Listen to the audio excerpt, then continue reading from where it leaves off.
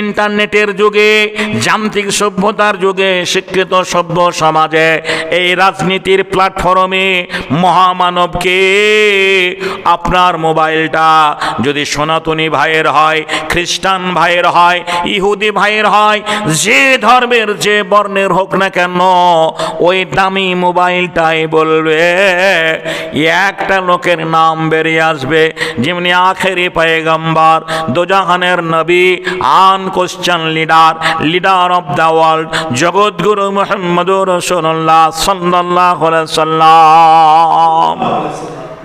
মুসলমান, তুমি আজকে লাঞ্ছিত কারণ একটাই, তুমি ইসলামকে ভুলে গেছো, রাসূলের আদর্শ থেকে সরে গেছো। যেদিন তোমার মধ্যে আল্লাহ রাসূলের আদর্শ থাকবে, আল্লাহর ভয় থাকবে, আল্লাহর আনুগত্য থাকবে, বিশ্বের সমগ্র জাতি তোমাকে সম্মান করবে, শ্রদ্ধা করবে। তুমি হবে সবারই কাছে যে আদর্শ মানুষ, তুমি হবে সবারই কাছে আদর্শ মানুষ। আমরা চোর নেতাদের পিছনে নেতৃত্ব দিয়ে নিজের ঈমান আমার নষ্ট করে দিয়েছি। আল্লাহ হেফাজত করুক। বন্ধুরে আমার, ভাইয়ের আমার, আল্লাহ আপনার আমাদের ক্ষমা করুক। আমরা যেন আসল মহামানবকে চিনতে পারি, যিনি আল্লাহ রাব্বুল আলামিন আল্লাহ রসুলকে রহমাতুল লিল আলামিন করে, যে শেষ নবী করে, শেষ পয়গম্বর করে পাঠিয়েছেন ধরার বুকে। 1,24,000 পয়গম্বরের মধ্যে যিনি শ্রেষ্ঠ, আমরা হতভাগা মুসলমান তার আনুগত্য করতে পারিনি, তার দিকে আমরা তাকাতে পারিনি। আল্লাহ রাব্বুল আলামিন আমাদের ক্ষমা করুক, যে ক্ষমা করুক। আমরা সেই মোহাম্মদের যেন, মোহাম্মদ তুমি ওগো খোদার পেয়ারা, আমিনা মায়ের তুমি নয়নের তারা, এসেছিলে তুমি ওগো সেই নিশি রাতে, মুখেতে খোদার বাণী, কোরআন নিয়ে হাতে, তব শুভ গমনে সকলেরই মাঝে, মুখেতে তৌহিদের বাণী সব হৃদয়ে বাজে।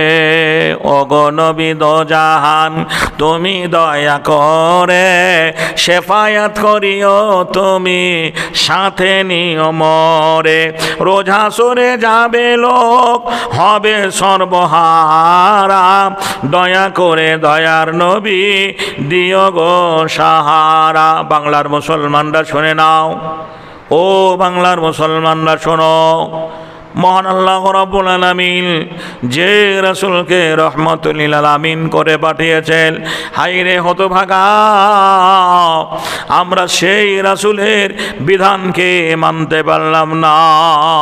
আল্লাহর নবী দুনিয়া থেকে বিদায় নেওয়ার পরে প্রথম খলিফা হলেন আবু বকর সিদ্দিক। আবু বকর সিদ্দিক চলে যাওয়ার পরে দ্বিতীয় খলিফা হলেন হযরত আমিরুল মুমিনিন খলিফাতুল মুসলিমিন। আজকে মমতা চলে যাওয়ার পরে মাননীয় শুভেন্দু অধিকারী মহাশয় যেমনি মুখ্যমন্ত্রীর দায়িত্ব পেয়েছেন, ওই রকম হযরত আবু বকর সিদ্দিকের পরে ওমর দায়িত্ব পেলেন। ওমরের জামানায় একটা ঘটনা বলবো। ওমরের তনয় অর্থাৎ ওমরের একটা ছেলে, নাম তার আব্দুল্লাহ, আর হাসান হোসাইন এরা আলীর ছেলে, তিনজনে একই মাঠে খেলাধুলো করতে গিয়ে রাগারাগি হয়। আমাদের ছেলেরা মাঠে ক্রিকেট খেলে, ফুটবল খেলে, হকি খেলে, এক অপরের দিকে মাঝে মাঝে গন্ডগোল হয়, কথা কাটাকাটি হয়। ওই রকম মুখ্যমন্ত্রীর ছেলে ওমরে ফারুকের ছেলের সঙ্গে আলীর ছেলে হাসান আর হোসাইনের কথা কাটা হয়েছে।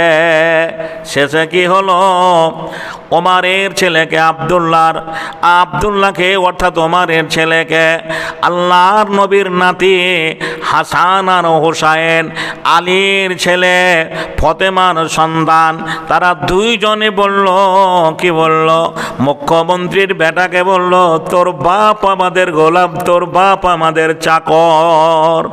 ভাই গো, আর যদি শুভেন্দু অধিকারী ছেলেকে কেউ যদি বলে তোর বাপ আমাদের গোলাম, সে অ্যারেস্ট হয়ে যাবে, ধরা পড়ে যাবে। কেন গোলাম বলেছে পুলিশ বাড়িতে হাজির হয়ে যাবে। ওমারের ছেলেকে আলীর ছেলে দুটো বলল, তোর বাপ আমাদের গোলাম, তোর বাপ আমাদের চাকর। একথা বলার সঙ্গে সঙ্গে তারা দুই ভাই কান্নাকাটি করতে করতে ওমারের কাছে চলে এলেন। ওমর বলছেন, কি হয়েছে? বলছে, আব্বা গো, তুমি দেশের রাষ্ট্রনায়ক, তুমি দেশের খলিফা, দেশের প্রধানমন্ত্রী, মুখ্যমন্ত্রীর দায়িত্বে তুমি রয়েছো আব্বা। আজ হাসান আর হোসাইনের যে দুই ভাইয়ে একই মাঠে খেলাধুলা করতে গিয়ে তারা বলেছে তোর বাপ আমাদের গোলাম, তোর বাপ আমাদের চাকর। আমাদের মন্ত্রীরা হলে বলতো, থাম, তাকে দেখছি, জি, লাঠি সোটা নিয়ে তার বাড়িতে হাজির হয়ে যেত। ওমর বললেন, বেটারে, তোমাকে যে চাকর বলেছে, তোমাকে যে বলেছে তোর বাপ আমাদের গোলাম, এই সাক্ষী কি তুমি আনতে পারবে? সাক্ষী না হলে বিচার হবে না। বলল, আব্বা হ্যাঁ, সেইখানে কেউ ছিল না, তারা দুটো ভাই ছিল। বলে, সেই সাক্ষী না হলে তো হবে না। বললে, নাও, লাঠি সোটা নয়, বোম পিস্তল নয়, একটা সাদা কাগজ আর কলম হাতে দিলেন আর বললেন, ব্যাটারি, এই কাগজ কলমে সাক্ষী দুটোর নাম লিখে নিয়ে আসবে। ভাই সব, মুখ্যমন্ত্রীর আদর্শ কেমন হওয়া দরকার, একটা প্রধানমন্ত্রীর আদর্শ কেমন হওয়া দরকার।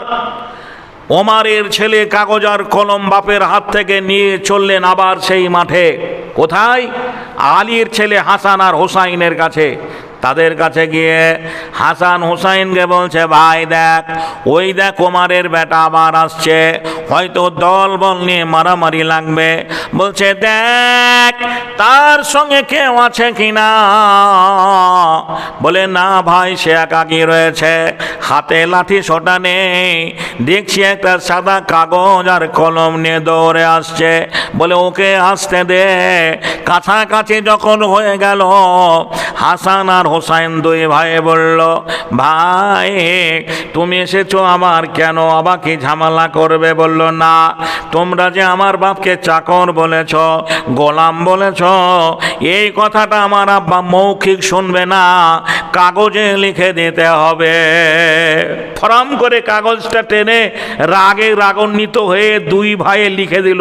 ওদেরও তো পাওয়ার কম নয়, ওরা রাসূলের নাতনি, ওরা রাসূলের নাতি, ওরা হাসান হুসাইন ফতেমার সন্তান, ওরা কি বলছেন, মা আলীর ছেলে।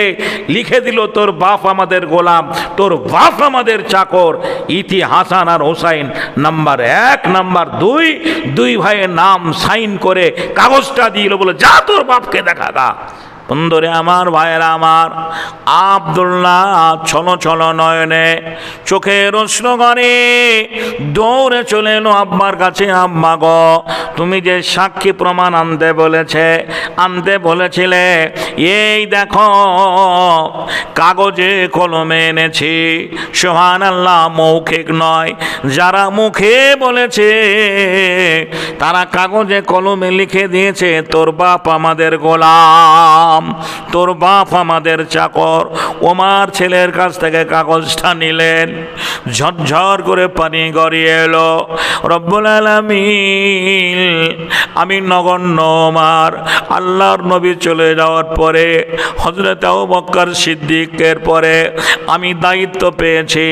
রব্বুল আলামিন, জানি না জনগণের পরিষেবা কতটুকু করতে পেরেছি, কিন্তু আজ জান্নাতের সর্দারিনী ফাতেমার 2 সন্তান কাগজে লিখে দিয়েছে, আলীর ছেলে কাগজে লিখে দিয়েছে, নবীর নাতি কাগজে লিখে দিয়েছে, তোর বাপ আমাদের গোলাম, তোর বাপ আমাদের চাকর। রব্বুল আলামিন, আমি নগণ্য ওমর কিয়ামতের মাঠে এই রাজ্য চালাতে গিয়ে যদি কোনো ভুল ত্রুটি করি, ক্ষমা করে দিও। তবে দেশের জনগণের কিছু করতে না পারলেও আমি তাদের 2 ভাইয়ের গোলামি করতে পেরেছি, সাক্ষী প্রমাণ তুমি থেকে যেও। ও দেশের নেতা মন্ত্রীরা শুনে নাও, মুসলমানদের মধ্যে কেমন আদর্শ ছিল, কেমন করে নেতৃত্ব দিয়েছেন, কেমন রাজ্য চালিয়েছেন, কেমন করে তাদের আদর্শটা কেমন ছিল। আজকে সেই আদর্শকে লক্ষ্য রেখে সুবহানাল্লাহ, যে আদর্শ মুসলমানদের রয়েছে, এই আদর্শ প্রসঙ্গে অনেক অধর্ম অমুসলিম ভাইয়েরা না জেনে না শুনে মুসলমানদের খারাপ বলে, মুসলমানদের খারাপ বলে। একটার পর একটা ধারাবাহিকভাবে আলোচনা করলে পরে অনেক তথ্য বেরিয়ে আসবে। একদিন মুসলমানদের আদর্শকে দেখে সবাই স্যালুট জানাতো, শ্রদ্ধা করত, সম্মানের পাত্র ছিল। আজ সারা বাংলার মুসলমান শুনে নাও, কেন আমরা অন্য জাতির কাছে এত চোখ রাঙারাঙি দেখি, কেন আমাদের খারাপ বলে, কেন আমরা অন্য জাতির কাছে লাঞ্ছিত, বঞ্চিত, ঘৃণিত, অপমানিত? কারণ একটাই, ১৫০০ বছর পূর্বে আল্লাহর নবী মহামানব, আনকোশ্চেন লিডার অফ দ্য ওয়ার্ল্ড, জগৎগুরু মুহাম্মদুর রাসূলুল্লাহ সাল্লাল্লাহু আলাইহি সাল্লাম বিদায় হজে বলেছিলেন, সাহাবীরা শুনে নাও, আমি তোমাদের কাছে দুটো জিনিস রেখে গেলাম, একটা আল্লাহর কালাম কোরআন, আর নবীর হাদিস। হাদিস ও কোরআনের অনুকূলে তোমরা যদি চলো, বিশ্বের সমগ্র জাতিরা তোমাকে সম্মান করবে, শ্রদ্ধা করবে, তুমি হবে সবার কাছে সম্মানের পাত্র। যদি কোরআন হাদিসের আলোকে তুমি না চলো, তোমার জ্ঞান গরিমায় চলো, তুমি যদি জাহেল মূর্খদের পিছনে নেতৃত্ব দাও, তুমি যদি দুনিয়া কামাইয়ের জন্য তাদের পিছনে নেতৃত্ব দাও, তাহলে বিশ্বের সমগ্র জাতির কাছে তুমি হবে বঞ্চিত, অবহেলিত, অপমানিত। সুবহানাল্লাহ, আমরা আসল নেতাটাকে ভুলে গেছি। সারা পৃথিবীতে, তামাম দুনিয়ায় যত নেতা জন্মগ্রহণ করেছেন, মুহাম্মদের ঊর্ধ্বে কেউ নেই। বলুন সুবহানাল্লাহ। মুহাম্মদুর রাসূলুল্লাহ সাল্লাল্লাহু আলাইহি ওয়াসাল্লাম যে শ্রেষ্ঠ মহামানব, তার প্রমাণ আপনার কাছে মোবাইল রয়েছে, দামি মোবাইল রয়েছে।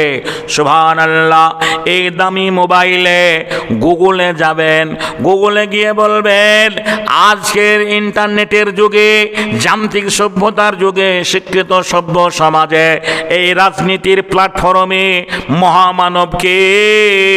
আপনার মোবাইলটা যদি সনাতনী ভাইয়ের হয়, খ্রিস্টান ভাইয়ের হয়, ইহুদি ভাইয়ের হয়, যে ধর্মের যে বর্ণের হোক না কেন, ওই দামি মোবাইলটাই বলবে, একটা লোকের নাম বেরিয়ে আসবে, যেমনি আখেরি পয়গম্বর, দোজাহানের নবী, আনকোশ্চেন লিডার অফ দ্য ওয়ার্ল্ড, জগৎগুরু মুহাম্মদুর রাসূলুল্লাহ সাল্লাল্লাহু আলাইহি সাল্লাম। মুসলমান, তুমি আজকে লাঞ্ছিত কারণ একটাই, তুমি ইসলামকে ভুলে গেছো, রাসূলের আদর্শ থেকে সরে গেছো। যেদিন তোমার মধ্যে আল্লাহ রাসূলের আদর্শ থাকবে, আল্লাহর ভয় থাকবে, আল্লাহর আনুগত্য থাকবে, বিশ্বের সমগ্র জাতি তোমাকে সম্মান করবে, শ্রদ্ধা করবে। তুমি হবে সবার কাছে যে আদর্শ মানুষ, তুমি হবে সবার কাছে আদর্শ মানুষ।